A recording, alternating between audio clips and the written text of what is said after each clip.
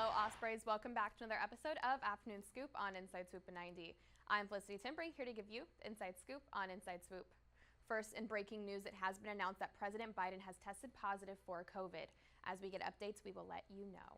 Moving on to the news, with inflation continuing to rise as a new school year approaches, Floridians are receiving a one-time $450 check from Governor Ron DeSantis.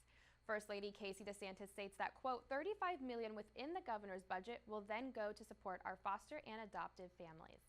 This one-time payment can be used for anything, and families do not need to apply, as checks have already been mailed directly and should arrive within the next 7 days.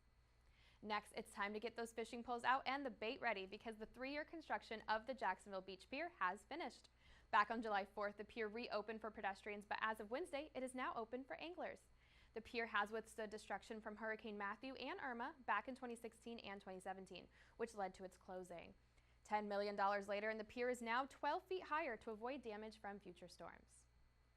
Finally, nearly 2 months after the tragic and deadliest school shooting in Texas history, the South Texas City School Board announced Wednesday that they will consider firing Chief Pete Arredondo.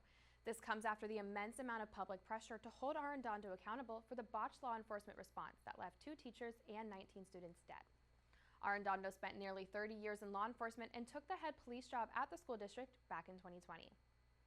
Well, Ospreys, thank you for joining me on this episode of Afternoon Scoop on Inside Swoop at 90. I'm Felicity Brink, and I'll see you next time.